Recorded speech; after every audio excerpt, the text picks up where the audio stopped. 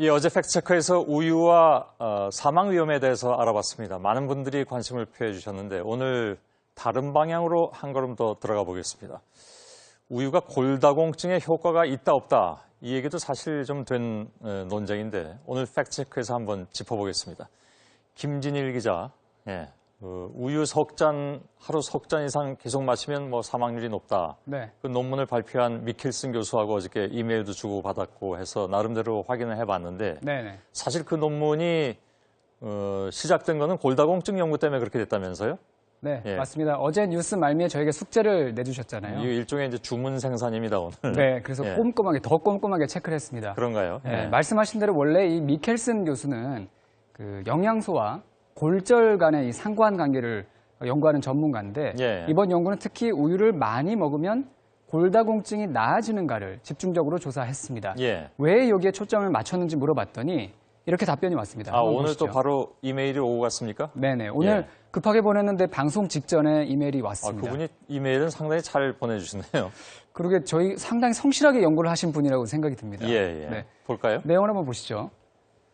네, 기존의 연구들을 살펴보니 우유를 많이 먹는다고 골다공증을 예방할 수 있다는 주장의 근거가 약하고 오히려 골다공증의 위험성이 높아지는 경우도 있었다. 이런 얘기를 했습니다. 예. 그래서 20년에 걸쳐서 추적 조사를 했고 지금 그래프에서 보시고 있죠. 우유를 많이 마실수록 골다공증의 위험도가 높아지는 걸 확인했다는 겁니다. 예. 자, 이 얘기. 다시 말하면 우유를 많이 마실수록 오히려 골다공증이 줄어든 게 아니라 더 늘어난다. 이건 사실 처음 나온 얘기는 아니죠. 전에도 그런 얘기들이 일부 많이 나왔습니다. 네, 이런 특히 얘기가 우리 이제 채식주의자들한테는 이게 굉장히 좀 떠받들어지는 얘기이기도 한데요. 네, 맞습니다. 어떻게 봐야 됩니까? 말씀하신 대로 종종 이런 얘기가 나오긴 했죠. 가장 대표적으로 소개됐던 게 일본의 경우인데요. 지금 화면에 책 하나가 나왔습니다. 예. 책 제목이 병 안 걸리고 사는 법인데요. 2005년에 일본에서 나온 책입니다. 예. 신야 히로미라는 작가가 쓴 책인데 이 책에서 이 작가가 우유에 대해서, 특히 우유에 대해서 신랄한 비판을 했습니다. 예. 내용을 한번 보시죠. 우유를 마시면 몸 안에 칼슘이 너무 많아지고 남는 칼슘을 배출하려는 작용 때문에 오히려 체내 칼슘 양이 줄어들 수 있다면서 우유를 마시면 오히려 골다공증에 걸린다 이렇게 주장을 했습니다. 예. 그러니까 체내 칼슘이 너무 많이 쌓이면 그걸 도로 내보내려는 작용이 강해지고 네. 그것 때문에 오히려 더 많이 내보내게 돼서 결국은 골다공증이 더 늘어날 수밖에 없다 이런 주장인 것 같은데. 네, 정확합니다. 예. 예. 근데 당시에 이 책이 나왔을 때는 굉장히 논란이 많았던 걸로 기억을 합니다. 네네. 또 다른 연구 결과도 있습니까? 예. 다른 연구 결과도 소개시켜 드리겠습니다. 화면에 한번 보시죠. 예. 이 연구는 콜린 캠벨 교수가 조사한 내용인데요. 예. 한번 보시죠. 유제품을 통한 칼슘 섭취가 많은 나라들이 고관절 골절이 많다는 주장인데 화면에 보시는 것처럼 유제품 섭취가 많은 미국이나 스웨덴이 골절이 많은 것으로 나타났고요. 예. 반면에 동양권인 홍콩과 싱가포르는 낮게 나타났죠. 물론 이런 식의 국가별 비교는 한계가 있습니다. 나라별로 식습관이나 생활 환경, 활동 범위, 유전자적 차이까지 이 변수가 워낙 많기 때문에 신뢰도가 그렇게 높지 않다는 이런 지적도 있긴 있었습니다. 예. 하지만 세계보건기구 WHO도 우유를 많이 먹는 나라에서 골절이 더 많이 발생하는 현상, 칼슘을 많이 먹는 나라에서 오히려 골절률이 더 높게 나타나는 현상, 이른바 칼슘의 역설이라고 이렇게 홈페이지에도 소개하고 있습니다. 예. 이에 대한 전문가의 설명을 한번 들어보시죠. 그럴까요? 네. 골다공증은 뼈에서 칼슘이 빠져나가는 질환이지 칼슘이 모자라서 생기는 질환은 아닌데 이제 혈액이 이제 산성화되면 그걸 중화시키기 위해서 뼈에서 칼슘이 빠질 수밖에 없다. 골다공증의 주된 원인은 운동 부족과 단백질이 과다한 식품 때문이다. 우유는 이제 동물성 단백질이 예. 잘 들었는데요. 네, 사실 워낙 논란이 많은 거라서 맞습니다. 이거 반대되는 연구 결과가 또 굉장히 많이 있잖아요, 사실. 네. 따져보면.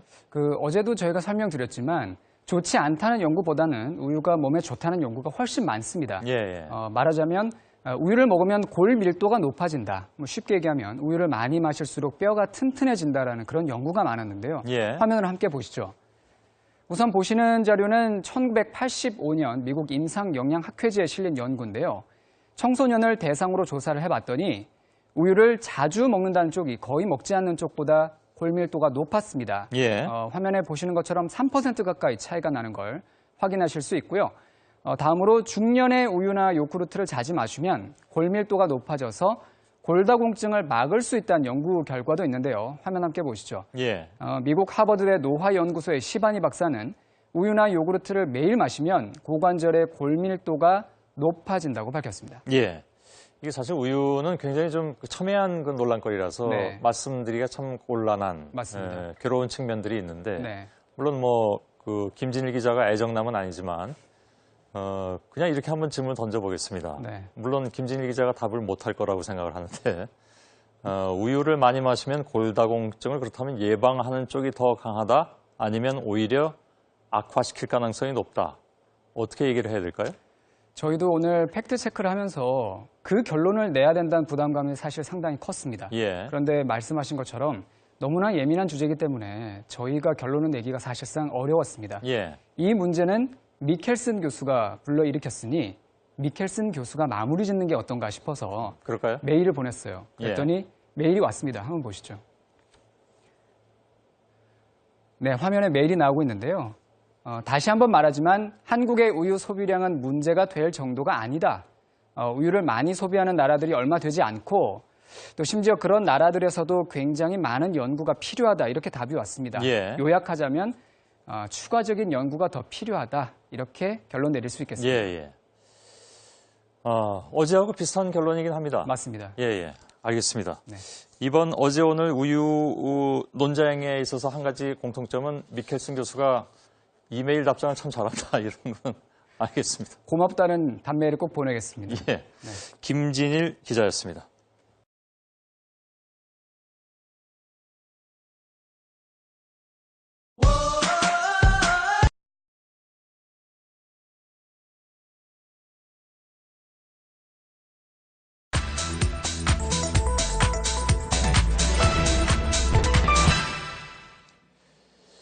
여름 돼지고기는 잘 먹어야 본전이다 라는 얘기가 있습니다. 그만큼 조심해서 먹지 않으면 탈이 나기 쉽다는 의미인데 요즘 인터넷이나 SNS에서는 돼지고기를 바싹 구워 먹지 않아도 된다. 그러니까 불필요한 일이다. 이런 얘기가 퍼지면서 정말 그런 건가 하는 궁금증이 커지고 있는데 오늘 팩트체크에서 이 문제를 짚어드리겠습니다. 김필규 기자, 예. 네, 그동안에 뭐 보도도 많이 됐지만 돼지고기 잘 구워 먹어야 한다는 건 기생충 때문이라고들 얘기하잖아요. 예, 맞습니다. 예. 그동안 특히 대표적으로 문제가 됐던 게요. 지금 이제 보실 텐데 갈고리 촌충과 그리고 그 유충인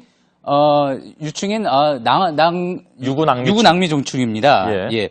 다 큰 것은 이제 길이가 지금 보신 것처럼 꼬불꼬불해서 한 2m에서 3m 정도나 되는데요. 예.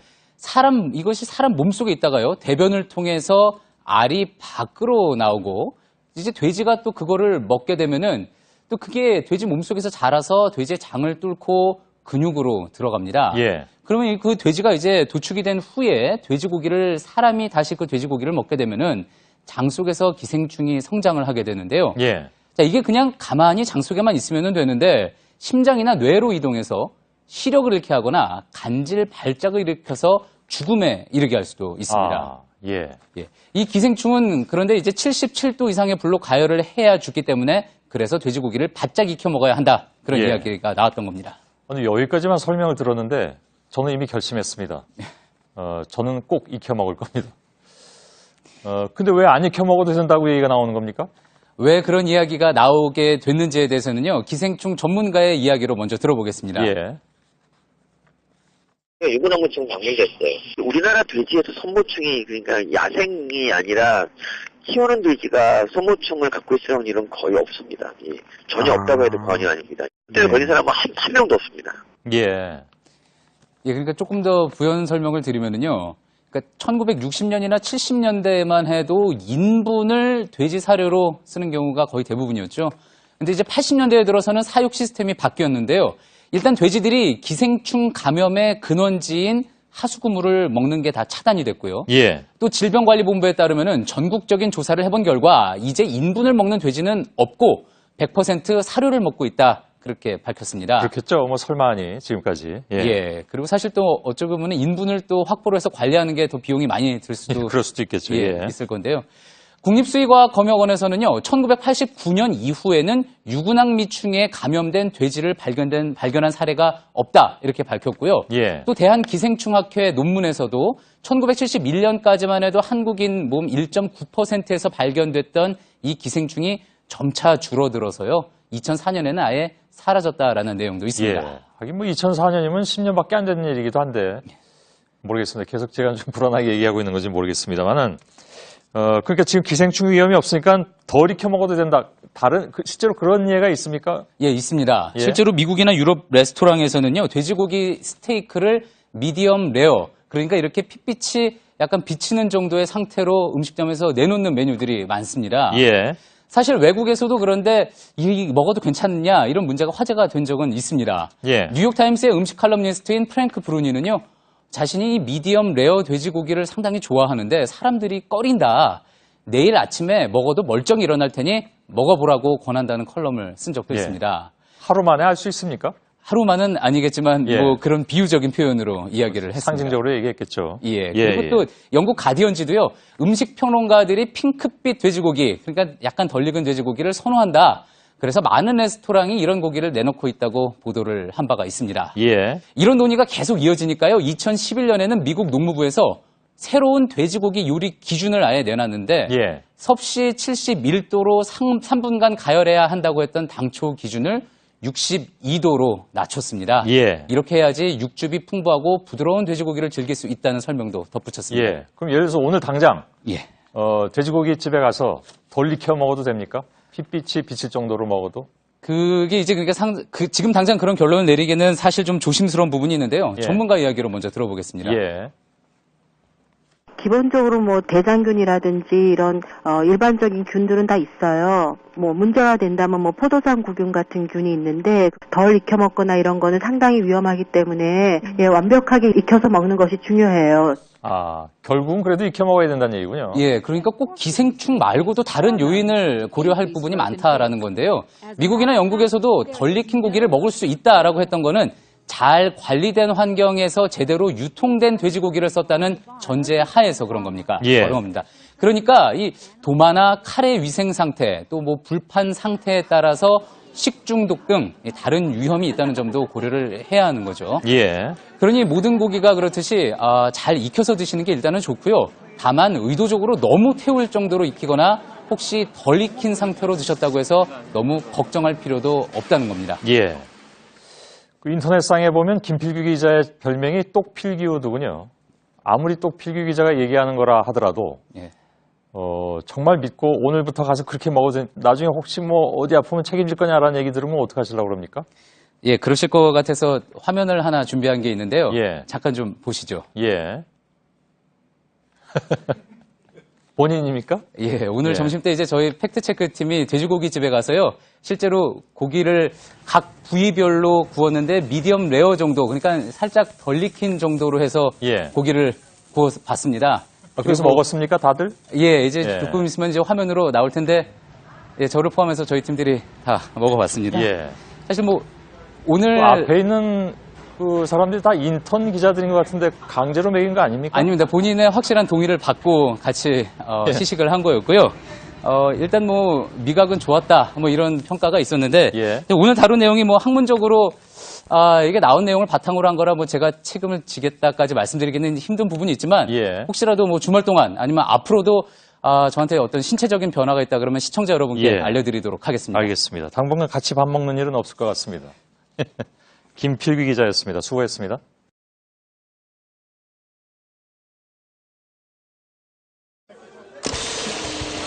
네, 알았어요. 다 준비된 거 맞죠?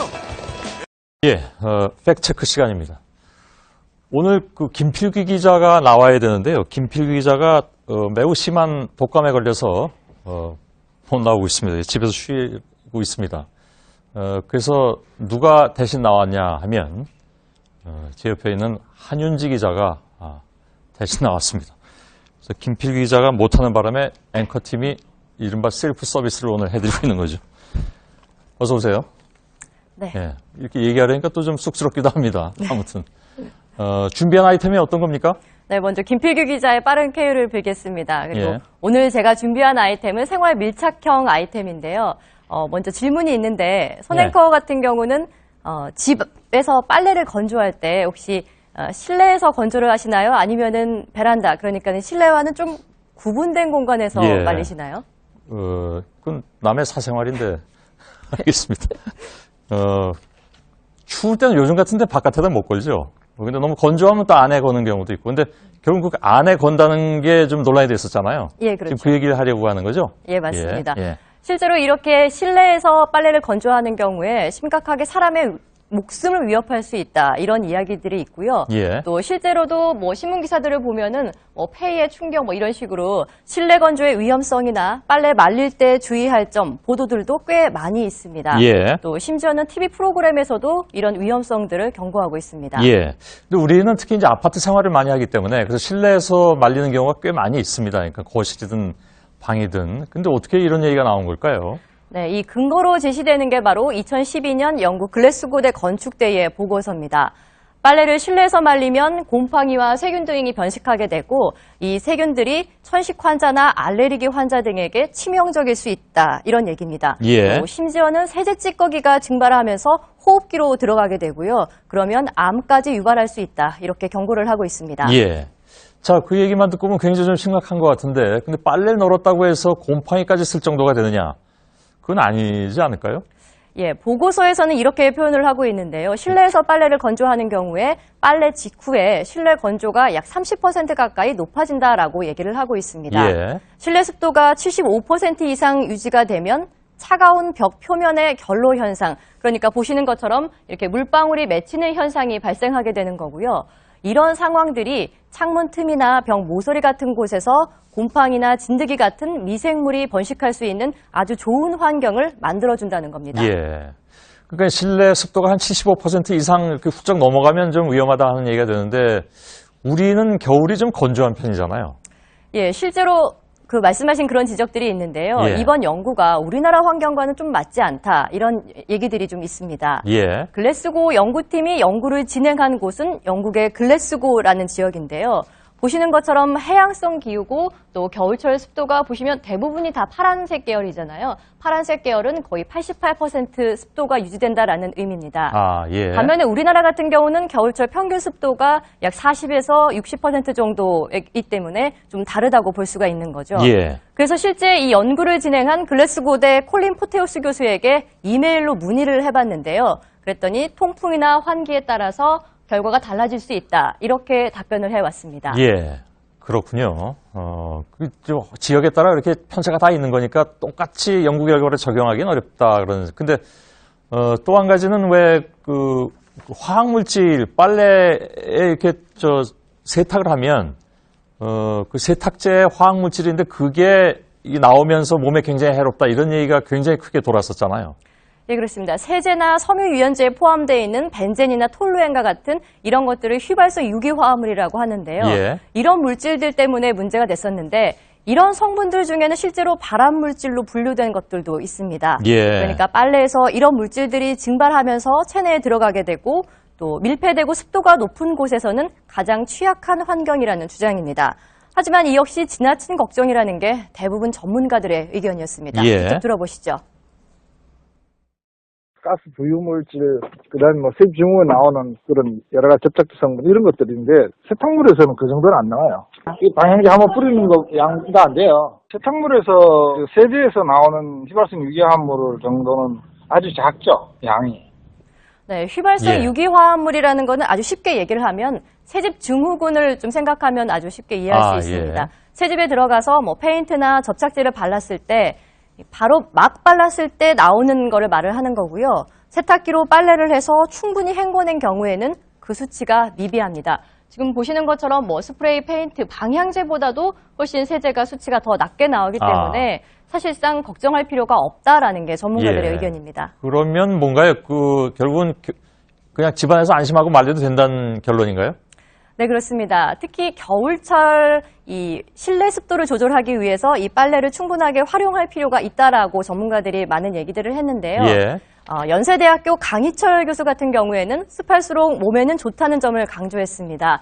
다만 너무 습도가 높다 보면은 세균이나 곰팡이가 번식할 수 있으니까 집에 작은 습도계를 하나씩 갖춰놓고 적정 습도인 40에서 60% 정도를 유지할 수 있도록 환기를 자주 시켜줄 필요가 있다. 이렇게 강조를 했습니다. 예. 또 아무리 추워도 하루에 3번, 또 한 번 할 때마다 10분 이상은 충분하게 환기를 시켜줘야 한다는 게 전문가들의 조언이었습니다. 예.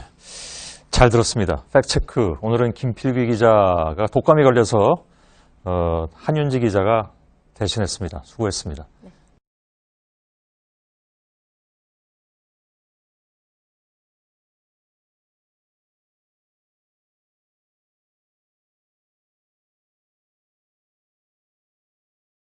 지금부터는 예고드린 대로 피아니스트 조성진 씨 인터뷰를 보내드릴 텐데요. 잘 아시는 것처럼 조성진 씨는 한국인으로는 최초로 쇼팽 콩쿠르에서 우승을 한 피아니스트입니다. 인터뷰는 작년 11월에 손석희 앵커 그리고 안나경 앵커가 진행을 했습니다.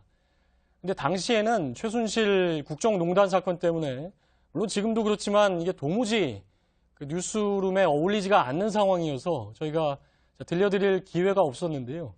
오늘은 모처럼 설을 맞이해서 온 가족이 편안한 마음으로 들어보시라고 인터뷰를 방송하게 됐습니다. 네, 인터뷰를 마치고 조성진 씨가 저희 스튜디오에서 연주하는 모습을 보내드리면서 뉴스룸을 마치겠습니다. 설날 저녁 편안하게 보내시길 바랍니다. 고맙습니다. 오늘 굉장히 많은 시청자분들이 반가워하시고 좋아하실 것 같습니다. 한국에서 제가 2월하고 7월에 연주를 했는데 그때 그 열광적인 반응은 정말 잊지 못할 것 같아요. 굉장했죠. 네. 제가 좀 걱정되었던 거는 쇼팽 콩쿠르에서 우승하셨던 분들이 지금 굉장한 음악가들이 많으신데 네. 그런 분들 명성에 누를 끼치면 안 될 것 같은 생각이 들어서 천재라고 했습니다. 그때 정경화 선생님께서. 예. 네.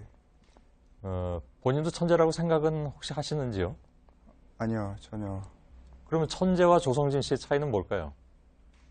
천재는 뭔가를 창조해내는 사람 같아요. 예. 근데 저는 창조물을 연주를 하는 연주자이기 때문에 예. 천재와는 거리가 좀 있는 것 같아요.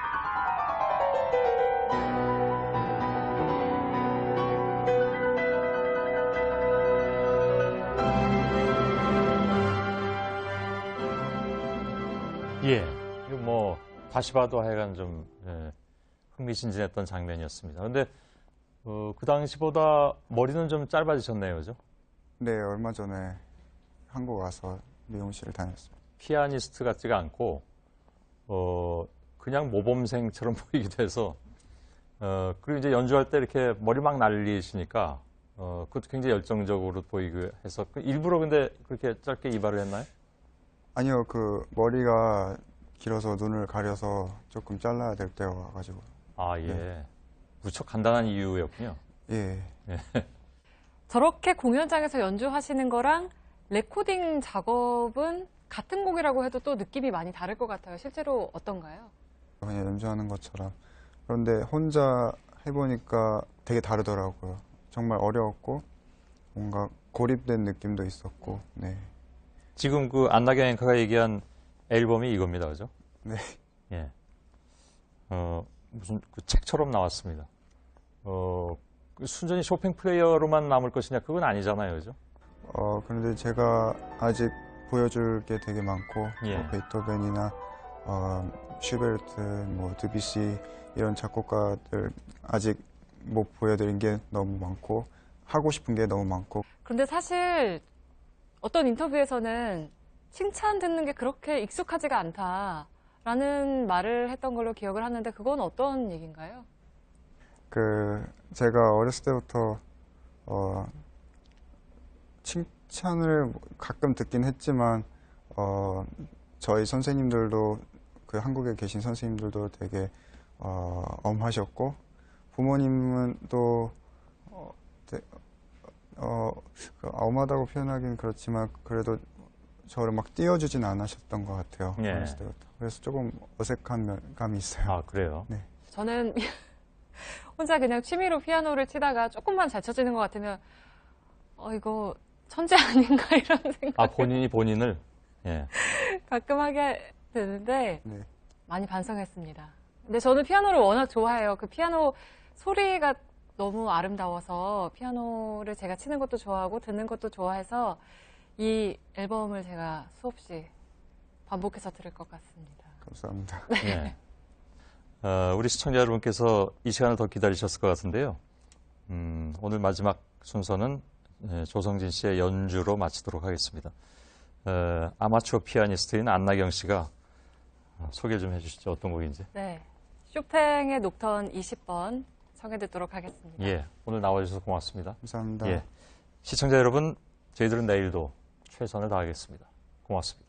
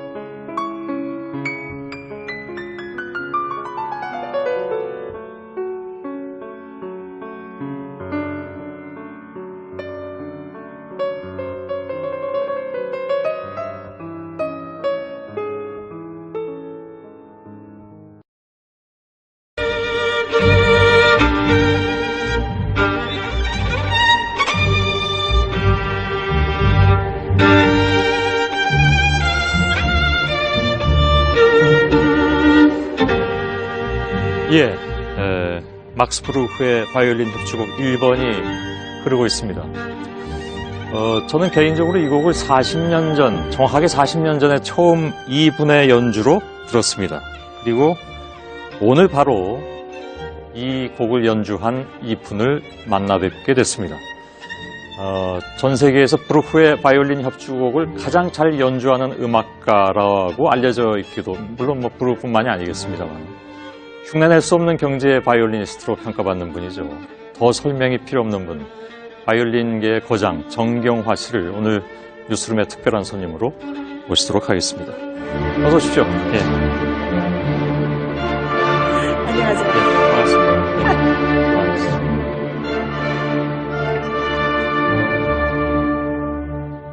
예. 아이고, 어렵게 만나 뵙게 됐습니다.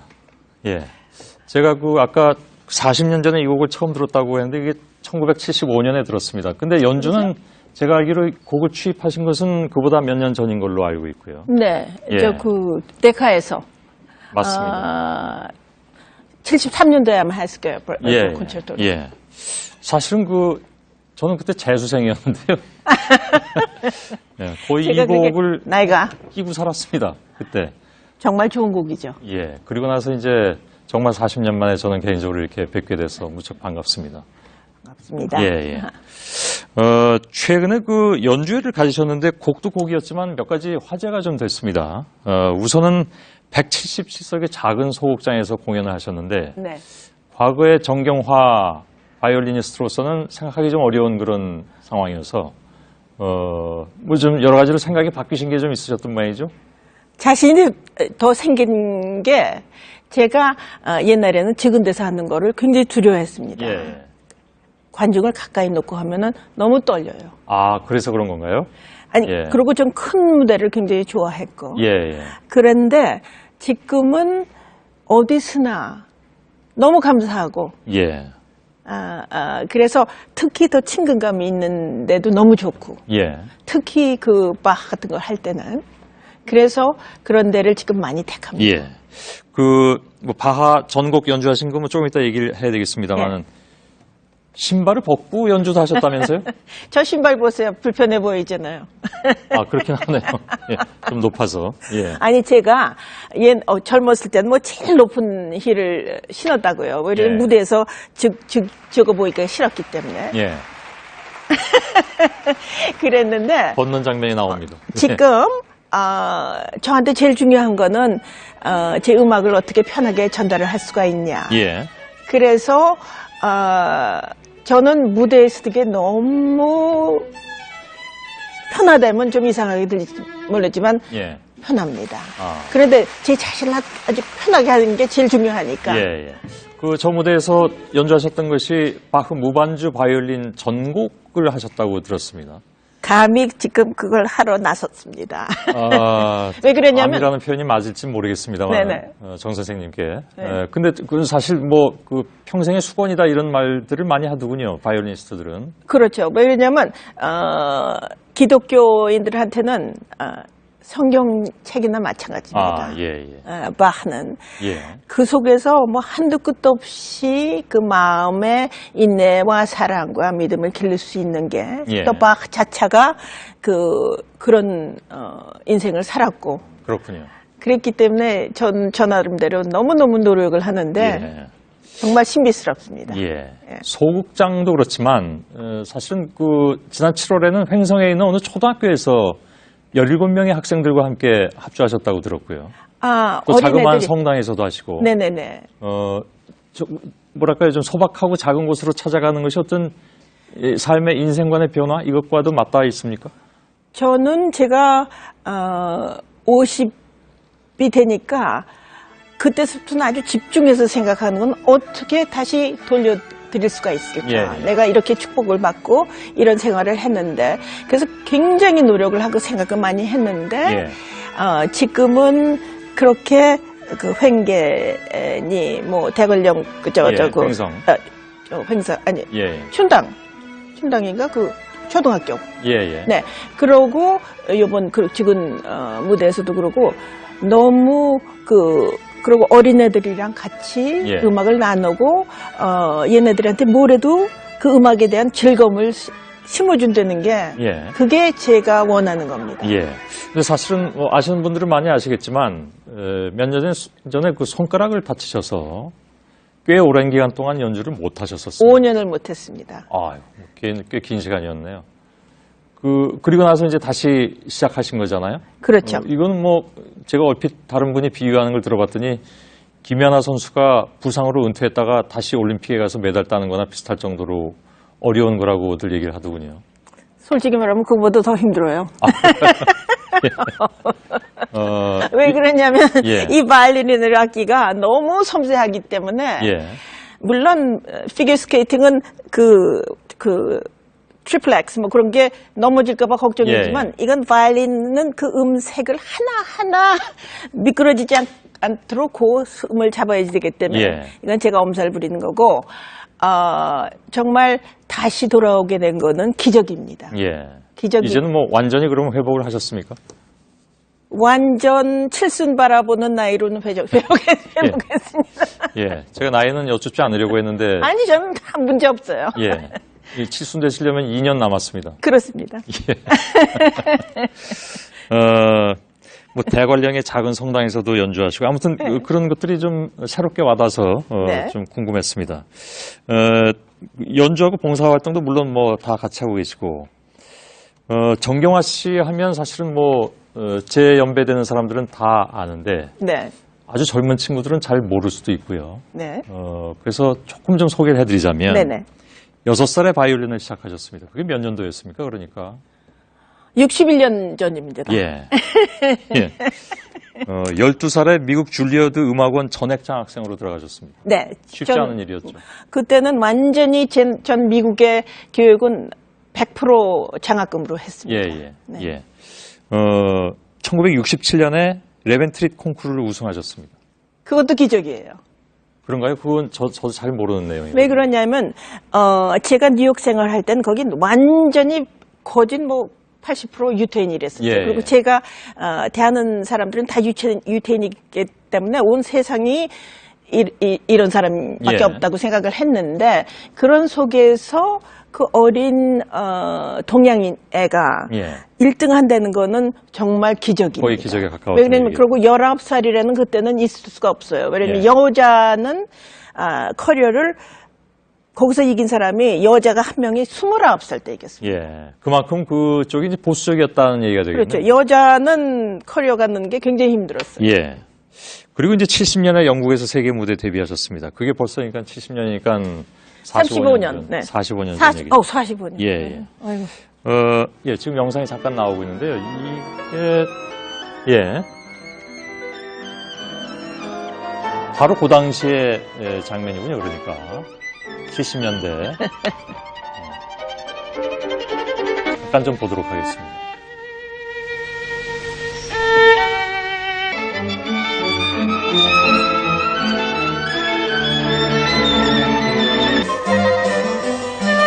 제임스 골웨이. 예. Man of Golden Flut이라고 그랬죠. 아, 그런가요? 예, 잘 보고 있습니다. 요즘 젊은 연주자들 실력도 뭐 대단합니다. 그래서 예를 들면 쇼팽 콩쿠르에서 우승한 조성진 씨 같은 경우에는 천재입니다. 잘 아시나요? 그럼요. 17살 때니까 4년, 벌써 4년이든. 예. 전에 제가 같이, 연주회를 가졌어요. 예. 근데 너무 재주 있고. 이미 4년 전에? 네네. 그때는 조성진 씨는 사실 알려지지 않았던 인물이던데. 아니요. 그때 벌써 일본에서 콩쿨 이기고 거기서 그런가요? 거기서 굉장히 예.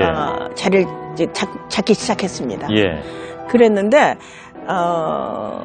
너무 재주 있고 아주 천재적이지만 천재적인 갖고는 정말 표현이 다 안 되는. 안 돼요. 예. 왜 그러냐면 얘 너무 노력가고 예. 그러고 너무 겸손해요. 예. 겸손을 가져야 모두합니다. 저 콩쿠르 끝나고 상 받자마자 그 문자를 받으셨다고 하는데 조성진 씨 문자는 아니었을 테고 다른 분 문자를 받았다고. 제가 우도에 잠깐 갔어 있는데 그걸 보고 있었는데 막 문자에 골드 메달이다. 예. 그래서 이렇게 보는 사람이 누군가. 그랬더니 크리스찬 지머만이라면은 음악계에서 유명한 정말 분이죠. 예. 아주 정말 피아노로는 왕인데 제가 지머만이랑 89년도에 리코딩을 만들었어요. 예. 그런데 그러니까 지머만은 폴리시고 예. 쇼펜에는 아주 정말 앞선 사람인데 예. 크리스찬이 골드메달이라니까 제가 안심이 되더라고요. 예. 오늘 정경화 씨 모셨는데 조성진 씨 얘기를 계속하긴 좀 그렇고요. 전 얼마든지 더 많이 해도 좋습니다. 예. 왜냐하면 후손들이 이렇게 잘하니까 너무 행복해요. 예. 아까 말씀드린 대로 이제 한 2년만 있으면 7순이시긴 하지만 네. 음악가들한테 사실 7순이라는 나이는 제가 알기로는 그렇게 많이 연세가 많으신 건 아니라고 저는 생각을 하고. 왜요? 많죠. 바이올리니스트라 아유. 그런가요? 바이올리니스트가 지금 나와서 이걸 예. 한다면 상상이 안 갑니다. 저는. 아주 연로하신 분들도 열심히 또 활동하시는 분들을 많이 뵈서 그래서 제가 이렇게 말씀드렸습니다. 아무튼. 아니 피아노는 있고 예. 그렇지만 바이올린은 이다 핸들. 지금 8순 거신 85살에 나와서 하는데 예. 그건 정말 아주 익셉션입니다. 그런가요? 그리고, 이례적인 일이군요. 예. 제가 8순까지 할까요? 어떻게 생각하세요? 제가 뵈니까 충분히 그 이후에도 하실 것 같습니다, 지금. 꿈은 가질 수 있지만. 예. 네. 근데 내년 후년까지 다 스케줄이 꽉 차 계시다면서요? 스케줄은 잡고 있는데 저는 한 3년쯤 하고 나서 예. 제가 지금 꿈을 이루고 싶은 거는 무반주 바흐를 녹음을 하고 싶거든요. 그건 예. 정말 꿈속의 꿈인데 예. 그렇게 하고 조금 활동을 하고 완전히 젊은이들 음악인들 재주 있는 영재와 또 한국의 음악을 사랑할 수 있도록 예. 그런 걸 심는데 노력을 하고 싶습니다. 예. 세계 여행 같은 것도 다 지금 잡혀 있다는 말씀인가요? 그렇죠. 그렇군요. 그렇지만 그렇게 많이 다니지 못해요. 예. 네. 알겠습니다. 제가 과거에 언니 되시는 정명화 씨하고 인터뷰한 적이 있는데. 그러셨다고요? 네. 예. 그분께서도 굉장히, 원기에 넘치셨던 기억이 납니다. 근데 정경화 씨도 역시 생각한 대로 마찬가지인 것 같습니다. 그러세요? 오늘 이렇게 나와주셔서 우선 뭐 감사를 드려야 될 것 같고, 무엇보다도 아까 말씀하신 대로 앞으로도 10년 이상 계속 좀 열심히 왕성하게 활동을 해주셨으면 감사하겠습니다. 고맙습니다. 고맙습니다. 예. 제가 힘 자라는 대로는 노력하겠습니다. 예, 알겠습니다. 말씀하신 대로 또 젊은 친구들 위해서 많이 또. 그거는 약속드리겠습니다. 예. 고맙습니다. 오늘 즐거웠습니다. 예. 저도요. 바이올리니스트 정경화 씨였습니다. 예. 고맙습니다. 예, 목요일 대중문화의 인물을 만나는 시간입니다. 한 분야에서 최고의 위치에 오른 분들은 사실 그 이름만으로도 대명사가 되곤 하는데, 이분에 대한 그 묘사는 여러 묘사가 있는데요. 100년 만에 한 번 나올까 말까 한 목소리, 그리고 신이 내린 목소리, 이런 표현도 있습니다. 금방 아시겠죠? 제 뒤에도 사진이 나오고 있으니까요. 근데 의자에 앉혀드리는데 의자가 너무 높죠?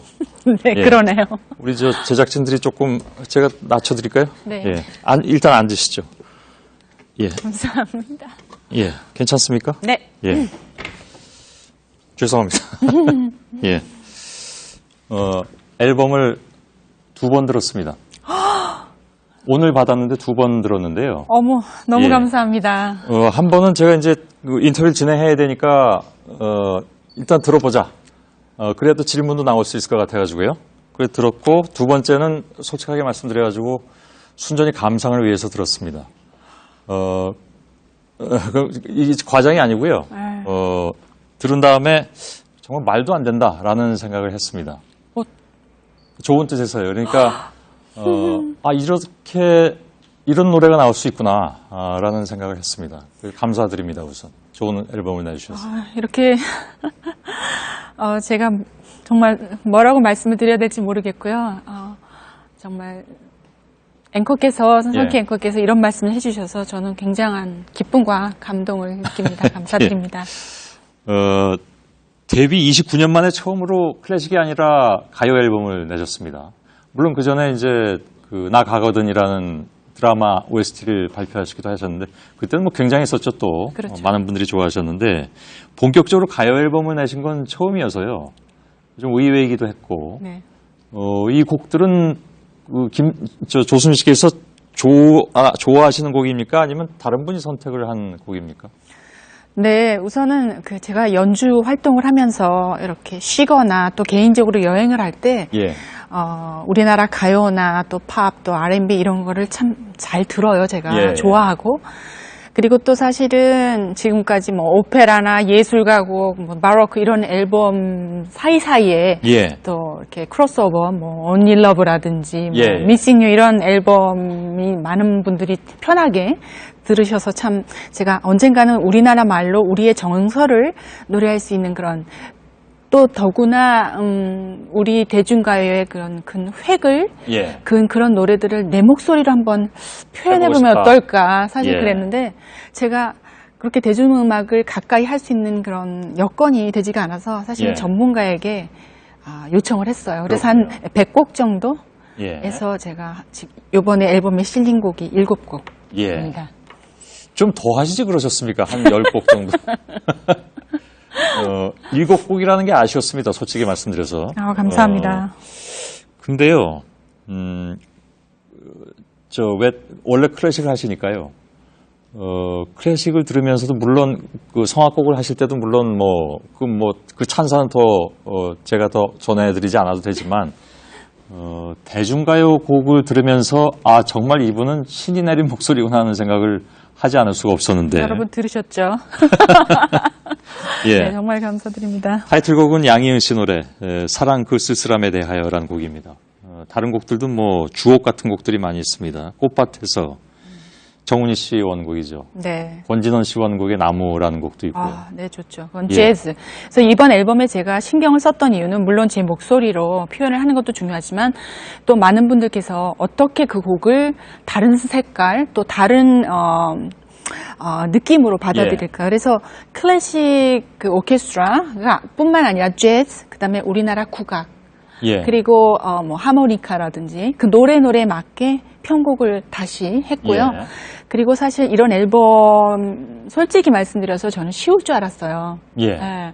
그런데 준비하고 진행하고 제가 결심을 하기까지는 약 1년 반이라는 세월이 흘렸고요. 네. 예. 그리고 성악가로서는 아까 잠깐 말씀하셨지만 그렇게 뭐 소위 말해서 오페라, 뭐 콜로라투라 이런 노래를 하는 사람이 어떻게 좀 가요를 할 수 있을까? 그런데 이거는 음악 장르의 문제가 아니라 어떤 이런 노래를 어떻게 부르느냐가 굉장히 중요하다고 생각하고 그거를 또 우리 사랑하는 우리나라 국민들 또 팬들과 나누고 싶었어요. 그리고 추석도 오길래 또 이런 음악을 서로 선물하고 그러고 싶어서. 많은 분들이 좀 궁금해하실 것 같은데요. 지금 잠깐 뭐 들려드리긴 했습니다만, 그 중에 한 곡 정도를 저희가 잠깐만 좀 제대로 좀 들어보도록 하겠습니다. 여러 곡이 있는데 잠깐 들려드릴 곡은 이소라 씨 원곡의 바람이 분다. 너무 좋아요. 예, 잠깐만 좀 듣겠습니다. 서러운 마음에 텅 빈 풍경이 불어온다. 머리를 자르고 돌아오는 길에 내내 글썽이던 눈물을 쏟는다.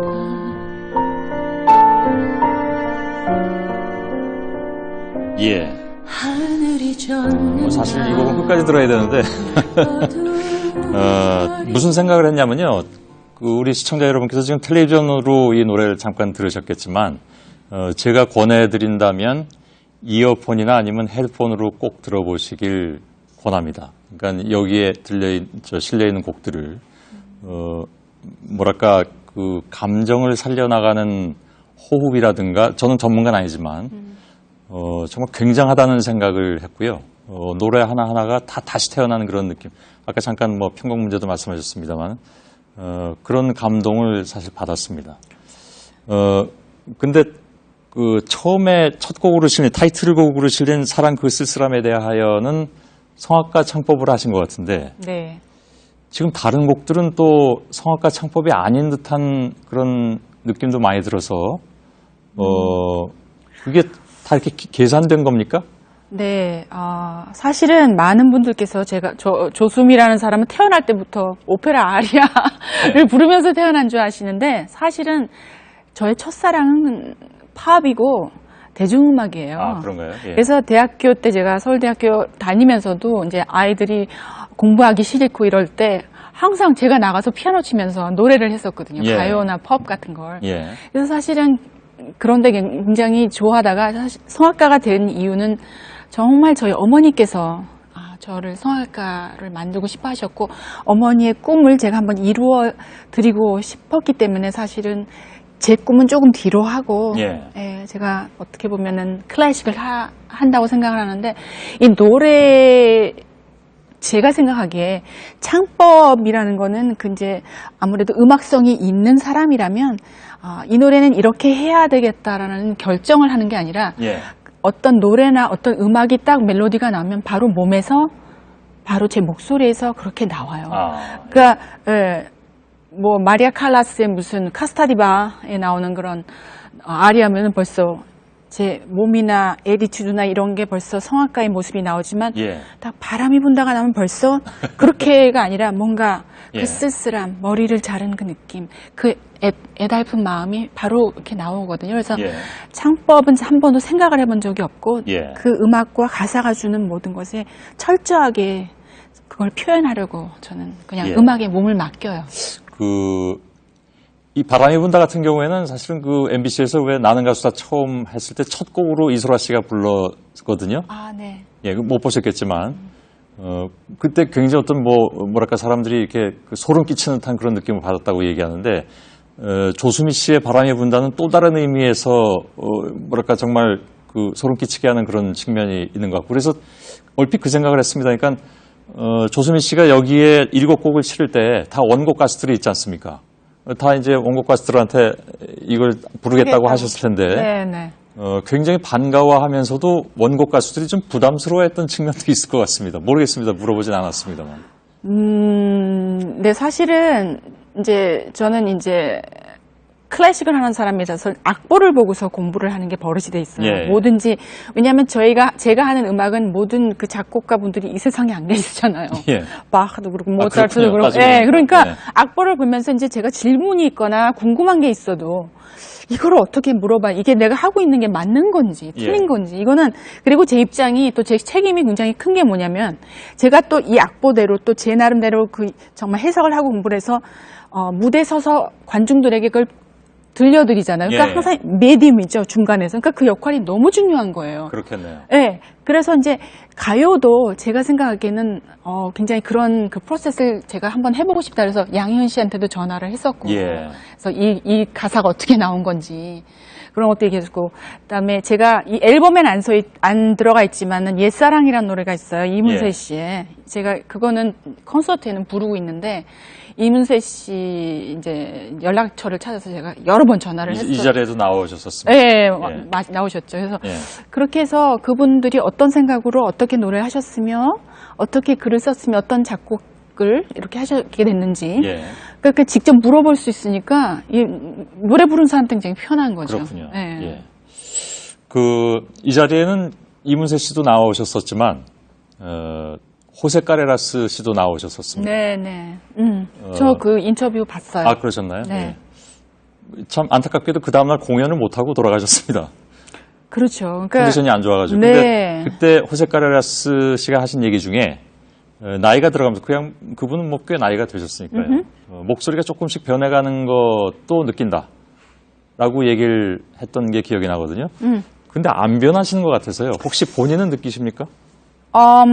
네, 뭐 저희 인간의 육체가 점점 뭐 노화하듯이 예.